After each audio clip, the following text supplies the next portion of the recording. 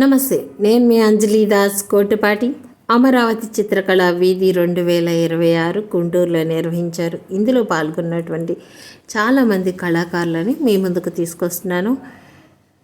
వారు అక్కడ ఎటువంటి ఎక్స్పీరియన్స్, ఆడియన్స్ ఎలా రిసీవ్ చేసుకున్నారు, అసలు చిత్రకళా వీధి ఎలా ఆ ఎక్సైట్మెంట్ ఉంటుంది కదా, మన పెయింటింగ్స్ అక్కడ వాళ్ళకి చూపించాలి అనేసి, అలా ఏమన్నా సిచ్యువేషన్స్ జరిగాయా, ఎలా ఉంది అమరావతి చిత్రకళా వీధి అనే దాని గురించి నేను ప్రత్యేకంగా రివ్యూ చేస్తున్నాను. సో కొంతమంది కళాకారులను నేను ఇప్పుడు ఆహ్వానించడం జరిగింది. సో వారిలో ముఖ్యంగా అమీర్ జాన్ గారు. సార్ వచ్చేసి గిన్నిస్ బుక్ ఆఫ్ వరల్డ్ రికార్డ్ని సాధించినటువంటి ఆంధ్రప్రదేశ్లోనే మొదటి వ్యక్తి అనుకుంటున్నాను. సో ఆయన 2 సార్లు గిన్నిస్ బుక్ ఆఫ్ వరల్డ్ రికార్డ్ని బ్రేక్ చేశారు. ఇది Guinness book of world record certificate.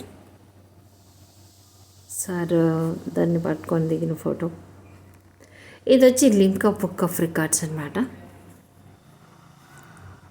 Doctorate. అప్పట్లో సార్ గవర్నమెంట్ ఉన్నప్పుడు నెంబర్ ఆఫ్ షోస్ జరిగాయి ఆంధ్రప్రదేశ్లో. కృష్ణ పుష్కరాలకు ఒక ఆర్ట్ ఎగ్జిబిషను, గోదావరి పుష్కరాలకు ఒక ఆర్ట్ ఎగ్జిబిషను, ఆ తర్వాత ఉగాదికి ఒక ఆర్ట్ ఎగ్జిబిషన్, ఇలా చాలా ఆర్ట్ ఎగ్జిబిషన్స్ చేశారు. సో అలా ఒక ఆర్ట్ ఎగ్జిబిషన్లో అమీర్ జాన్ గారు కూడా పెట్టడం జరిగింది. అప్పుడు చంద్రబాబు నాయుడు గారు, అలాగే మన భువనేశ్వరి గారు దానికి హాజరవ్వడం జరిగింది. వాళ్ళ మనమడు దాన్ని చూసి ఆనందపడుతున్నారు. ఎందుకంటే కింగ్ఫిషర్ పక్షిని వేశారు మన అమీర్ జాన్ గారు. సో పిల్లలకి పక్షులు అంటే ఎక్కువగా ఇష్టం ఉంటుంది కాబట్టి ఆయన అబ్జర్వ్ చేస్తున్నారు బాబు. సో మనం ఇప్పుడు అమరావతి చిత్రకళా వీధి గురించి సార్ చెప్పేటువంటి వారి అభిప్రాయాన్ని మనం ఒకసారి తెలుసుకుందాం రండి.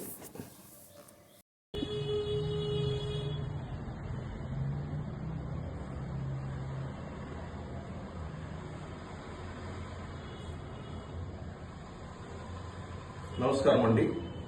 నా పేరు అమీర్ జాను.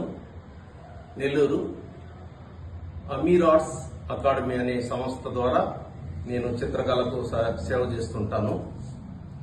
ఇటీవల ఆగస్టు 8, 9 తేదీలు గుంటూరులో జరిగినటువంటి చిత్రకళా వీధి కార్యక్రమము ఆంధ్రప్రదేశ్ ప్రభుత్వం చాలా ప్రతిష్టాత్మకంగా చేశారు. రాష్ట్ర సృజనాత్మకత సంస్కృతి చైర్పర్సన్ అయినటువంటి తేజస్విని మేడం గారు ఈ ప్రోగ్రాంని చాలా అద్భుతంగా చేశారు. ప్రతి ఒక్కరికి అన్ని ఏర్పాట్లు అన్నీ బాగున్నాయి. మాకు కూడా ఈ కన్వెన్షన్ హాల్లో రూమ్స్ ఇవ్వటం, అన్ని ఫెసిలిటీస్ అన్నీ బాగా జరిగాయి. అందరు చిత్రకారుల్లో చాలా మంది వరకు కొద్దిగా గొప్ప పెయింటింగ్స్ కూడా అమ్ముకున్నారు. ఇలాంటి ప్రోగ్రామ్స్ వల్ల చిత్రకళ అభివృద్ధి, అప్కమింగ్ ఆర్టిస్టులందరికీ కూడా మంచి వేదికగా ఉంటుంది. అందువల్ల మేడం గారికి ప్రత్యేక ధన్యవాదాలు తెలియజేసుకుంటున్నాను. అంతేకాకుండా మనకి ఆంధ్రప్రదేశ్లో విజయవాడ ఇక్కడ మంచి ఆర్ట్ గ్యాలరీ ఉంటే బాగుంటుంది అనే కళ ఉన్నది. అది కూడా త్వరలో కంప్లీట్ చేస్తున్నారు ప్రభుత్వం ద్వారా.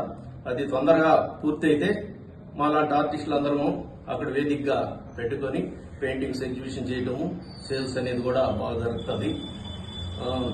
మొత్తానికి చిత్రకళా వీధి అనేది బాగా సక్సెస్ఫుల్ గా బాగా జరిగింది. ఆర్టిస్టులు అందరూ చాలా హ్యాపీగా వెళ్ళారు. ప్రభుత్వానికి అదేవిధంగా తేజస్వి మేడం గారికి ధన్యవాదాలు తెలియజేసుకుంటున్నాను.